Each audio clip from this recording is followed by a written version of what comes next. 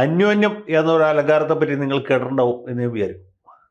പരസ്പരാശ്രിതത്വം താൻ അന്യോന്യാഖ്യം അലങ്കൃതി എന്നാണ് നമ്മുടെ രാജരാജവർമ്മ കോയിത്തമ്പുരാൻ അദ്ദേഹത്തിൻ്റെ പുസ്തകത്തിൽ ഇതിന് ലക്ഷണം പറഞ്ഞു. പരസ്പരാശ്രയത്വം താൻ അന്യോന്യാഖ്യം അലങ്കൃതി, ശശിയാൽ നിശ ശോഭിക്കും, നിശയാൽ ശശിയും തഥ എന്നുള്ളതാണ് അതിൻ്റെ ഉദാഹരണമായിട്ട് പറഞ്ഞത്. ഈ ശശിയാൽ നിശ ശോഭിക്കും എന്ന് പറയുന്നത് നമ്മുടെ രാഷ്ട്രീയത്തിലുള്ള പല ശശിമാർക്കും തുല്യ നിലയിൽ ബാധകമാണ്. അത് പി ശശിക്കും, പി കെ ശശിക്കും, ശശി തരൂരും എന്ത് കാരണം കൊണ്ടെന്നറിയില്ല, ആ മൂന്ന് പേർക്കും തുല്യ നിലയിൽ യോജിക്കുന്ന ഒരു വിശേഷണമാണ്. മൂന്ന് പേരും ഇതിൻ്റെ പേരിൽ പലതരത്തിൽ പലപ്പോഴായിട്ട് പരിഹസിക്കപ്പെടുകയും കുറ്റാരോപിതരാക്കപ്പെടുകയും ചെയ്തിട്ടുണ്ട്. ഇപ്പോൾ ഇതിൽ രണ്ട് ശശിമാരെ കുറിച്ചാണ് ഞാൻ പറയാൻ ഉദ്ദേശിക്കുന്നത്. ഒന്ന് നമ്മുടെ മുൻ ഷൊർണൂർ MLA വിപ്ലവ തീപ്പന്തവുമായ പി കെ ശശി, മറ്റേത് ഏവർക്കും പ്രിയങ്കരനായ ഡോക്ടർ ശശി തരൂർ MP. ശശി തരൂരിനെ കുറിച്ച് ആദ്യം പറയാം. തരൂരിനെ കുറിച്ച് എത്ര പറഞ്ഞാലും തീരുകയില്ല. അദ്ദേഹം UN വലിയ ഉദ്യോഗം ഭരിച്ച ആളാണ്.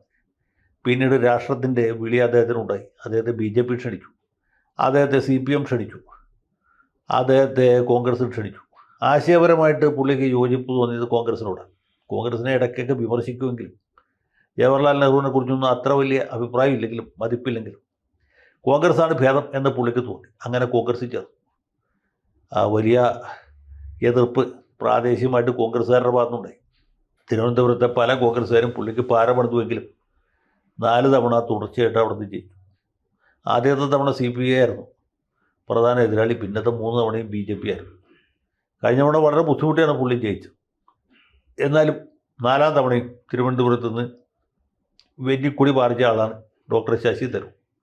അദ്ദേഹം സമീപകാലത്തായിട്ട് നരേന്ദ്രമോദിയുടെ ഒരു ആരാധകനായി മാറിയിരുന്നു. മാത്രമല്ല ഇന്ത്യ ഗവൺമെൻറ് പ്രധാനപ്പെട്ട പല ദൗത്യങ്ങളും ഡോക്ടർ ശശി തരൂരിനെ ഏൽപ്പിക്കും. ഇത് പ്രാദേശികമായിട്ടും സംസ്ഥാന തലത്തിലും ദേശീയ തലത്തിൽ തന്നെയും കോൺഗ്രസ്സുകാർക്കിടയിൽ വലിയ ചർച്ചാ വിഷയമാണ്. രാജ്മോഹൻ ഉണ്ണിത്താനെ പോലെ 1-2 പേര് മാത്രമേ ഇദ്ദേഹത്തെക്കുറിച്ച് പരസ്യമായിട്ട് പ്രതികരണം നടത്തിയിട്ടുള്ളൂ. ബാക്കിയുള്ളവർക്കൊക്കെ അമർഷമുണ്ട്. പക്ഷേ അവർ അങ്ങനെ അണപ്പല്ല് കടിച്ച് അമർഷം കടിച്ച് ചവച്ച് ഇറക്കുകയാണ്. തരൂരിന് ഇതൊന്നും കേട്ട യാതൊരു ഭാവവുമില്ല. പുള്ളി ഒന്നിക്കൊന്നരാടം, എല്ലാ ദിവസവും ഇല്ല, ഒന്നരാടം ദിവസം നരേന്ദ്രമോദിയെ പ്രകീർത്തിക്കുക. ഇപ്പോഴാണ് രാജ്യത്തിന് തൻ്റെ ആയിട്ടുള്ളൊരു നേതാവിനെ കിട്ടിയത് എന്ന രീതിയിൽ അങ്ങനെ പ്രശംസകൾ കൊണ്ട് മൂടുകയാണ്. അതും പോരാൻ പുള്ളി ഇന്ദിരാഗാന്ധിയും മകൻ സഞ്ജയ് ഗാന്ധിയും വളരെ നിശിതമായിട്ട് വിമർശിച്ചു. തരൂർ പറഞ്ഞ കാര്യം തന്നെയാണ്. അടിയന്തരാവസ്ഥ പ്രഖ്യാപിച്ചത്, പത്രങ്ങൾക്ക് സെൻസർഷിപ്പ് ഏർപ്പെടുത്തിയത്, പ്രതിപക്ഷ നേതാക്കന്മാരെ തൂത്തുപറക്കി അറസ്റ്റ് ചെയ്ത് ജയിലിട്ടു, രാജനെ ഉരുട്ടിക്കൊന്നത്, മൗലികാവകാശങ്ങൾ സസ്പെൻഡ് ചെയ്തത്, കോടതിയുടെ കൈകെട്ടിയത് ഒക്കെ അടിയന്തരാവസ്ഥ കാലത്താണ്. അതിൻ്റെ ഉത്തരവാദിത്തത്തിൽ നിന്ന് ഇന്ദിരാഗാന്ധിക്കോ അവരുടെ പാർട്ടിക്കോ ഒഴിഞ്ഞു മാറാൻ പറ്റുകയുമില്ല. പക്ഷേ കോൺഗ്രസിൽ നിന്നുകൊണ്ട്, കോൺഗ്രസിൻ്റെ MP ആയിരുന്നുകൊണ്ട് അദ്ദേഹം ഇതുപോലെ വിമർശിക്കുന്നതിൽ ചില അസാംഗത്യങ്ങൾ ഉണ്ട് താനും. അത് കോൺഗ്രസ് നേതാക്കന്മാർ പല രീതിയിലും ഇതിനെ പരാമർശിക്കുന്നുണ്ടെങ്കിലും മൂപ്പല ഇതൊന്നും കേട്ട ഭാവമില്ല. ഗതകബളിതമെൻ്റെ കർണയുപ്പം വദനവിഭൂഷണ മാത്രമായി ചമഞ്ഞു എന്നാണ് തരൂരിൻ്റെ ഒരു മട്ട്. അതുകൊണ്ട് കോൺഗ്രസ്സുകാരിങ്ങനെ അണപ്പല്ല് കടിച്ച് പൊട്ടിക്കല്ലാതെ ഒന്നും ചെയ്തിട്ടില്ല. പുള്ളിയെ പാർട്ടിയിൽ നിന്ന് പുറത്താക്കുമോ, പുള്ളി സ്വയം പുറത്താക്കുമോ, അതോ BJPയിൽ ചേരുമോ, പുള്ളിക്ക് കേന്ദ്രത്തിലോ അല്ലെങ്കിൽ ദേശാന്തരീയ തലത്തിലോ എന്തെങ്കിലും കാര്യപ്പെട്ട അംഗീകാരം അല്ലെങ്കിൽ നിയമനം കിട്ടുമോ എന്നൊക്കെ ഇപ്പോൾ നമ്മൾ കാത്തിരിക്കുകയാണ്. പല ആളുകൾ പറയുന്നതനുസരിച്ചാണെങ്കിൽ ഈ പ്രൊഫസർ KV തോമസിനെ പിണറായി വിജയൻ ഏറ്റെടുത്ത പോലെ ശശി തരൂരിനെ നരേന്ദ്രമോദി ഉടനെ തന്നെ ഏറ്റെടുക്കും. പുള്ളിയെ ഐക്യരാഷ്ട്രസഭയിലോ അല്ലെങ്കിൽ ലോക കോടതിയിലോ അതുപോലെ അതിനേക്കാൾ വലിയ ഏതെങ്കിലും സ്ഥാനത്തും ഇരുത്തും എന്നാണ് കേൾക്കുന്നത്. നമുക്കതിൻ്റെ സത്യാവസ്ഥ അറിഞ്ഞൂടാ. പക്ഷേ ട്രെൻഡ് കണ്ടിട്ട് അങ്ങനെയാണ് എനിക്ക് തോന്നുന്നത്. ഇനി പി കെ ശശിയെക്കുറിച്ച് പറയാം. പി കെ ശശി നമുക്ക് എല്ലാവർക്കും അറിയാം. അദ്ദേഹം കേരള രാഷ്ട്രീയത്തിലൊരു വിവാദ പുരുഷനാണ്. എനിക്ക് അദ്ദേഹത്തെ കാണുമ്പോഴൊക്കെ തോന്നുന്നു ഈ തകരയിൽ ചെല്ലപ്പനാശ്ശേരി എന്ന് പറഞ്ഞൊരു കഥാപാത്രമാണ്, നെടുമുടി വേണു അഭിനയിച്ചത്. ആ ചെല്ലപ്പനാശ്ശേരിയെ അനുസ്മരിപ്പിക്കുന്ന രീതിയിൽ പച്ച ഷർട്ട്, നീല ഷർട്ട്, മഞ്ഞ ഷർട്ട്, വയലറ്റ് ഷർട്ടൊക്കെ ഇട്ട് നടക്കുന്ന വളരെ വർണ്ണശബളമായ വ്യക്തിത്വത്തിന് ഉടമയായിട്ടുള്ള ഒരാളാണ് സഖാവ് പി കെ ശശി. മാത്രമല്ല നമ്മുടെ നാട്ടിൽ ഇപ്പോൾ ആർക്കും കാണാത്ത, പഴയ കാലത്ത് സ്കൂൾ കുട്ടികളായിരുന്നാലും ഞാനൊക്കെ വെച്ചിരുന്ന ഒരു കിളിക്കൂടുണ്ട് പുള്ളിക്ക്.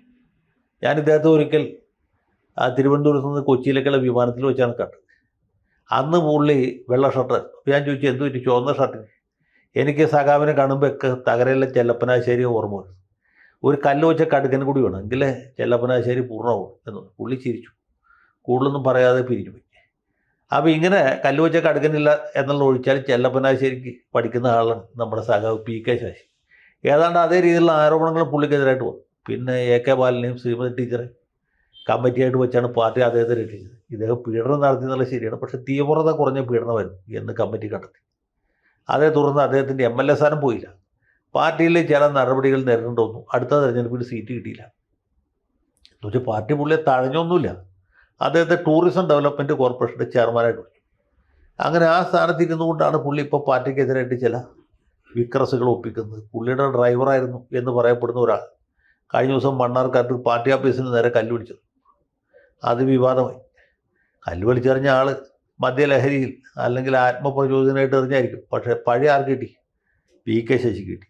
അതും കൂടാതെ ശശി കോൺഗ്രസ്സുകാരുടെ ഒരു മീറ്റിങ്ങിൽ പോയി പങ്കെടുത്ത് പ്രസംഗിച്ചു. അതിൽ തെറ്റൊന്നുമില്ല, കോൺഗ്രസിൻ്റെ മീറ്റിങ്ങിൽ പോയി പ്രസംഗിച്ചാലും തെറ്റ്. പക്ഷേ അവിടെ അദ്ദേഹം CPMനെയും DYFഐയും പരോക്ഷമായി കുറ്റപ്പെടുത്തിയെന്നാണ് മാപ്രകൾ പറയുന്നത്. എനിക്കറിയില്ല. അതുകൊണ്ട് ഈ പാർട്ടി നേതാക്കന്മാർ കോപിച്ചു. പാർട്ടി ജില്ലാ സെക്രട്ടറി, ഏരിയ സെക്രട്ടറി, പിന്നെ ലോക്കൽ സെക്രട്ടറി, ഇവരൊക്കെ അത് ഒട്ടും തന്നെ സ്പോർട്സ്മാൻ സ്പിരിറ്റോട് കൂട്ടിയല്ല കണ്ടത്.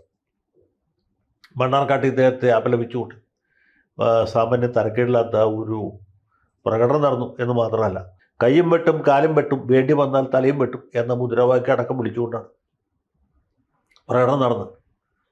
അതിലും ഉപരി നമ്മുടെ സഖാവ് ആർഷോ ഈ PK ശശി എന്ന് പറഞ്ഞ മുതിർന്ന നേതാവിനെ എതിരെ നടത്തിയ പരാമർശങ്ങൾ, അദ്ദേഹത്തിൻ്റെ പ്രസംഗം എന്ന് പറഞ്ഞാൽ പുള്ളി ആരിഫ് ഖാനെ കുറിച്ച് പോലും ഇങ്ങനെ പറഞ്ഞിട്ടില്ല.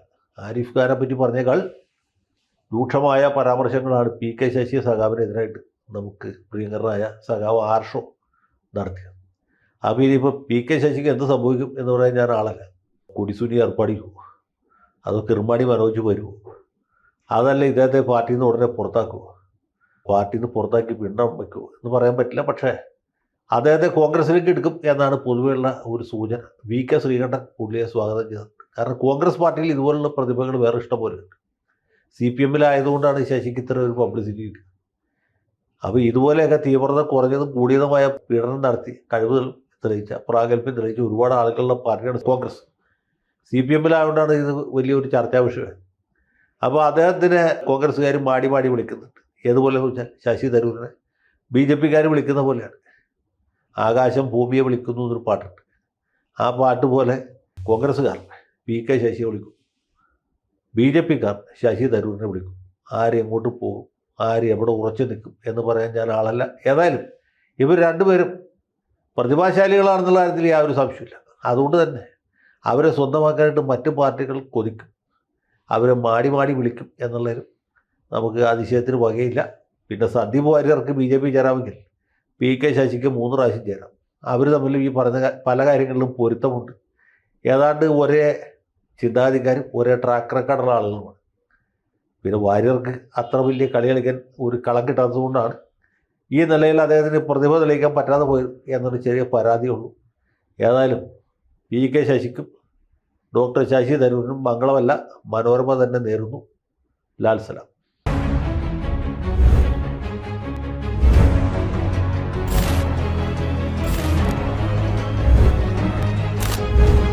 കൂടുതൽ വാർത്തകളും വിശേഷങ്ങളും നിങ്ങളിലേക്ക് എത്താൻ ABC മലയാളം സബ്സ്ക്രൈബ് ചെയ്യുക, ബെൽ ബട്ടണും അമർത്തുക.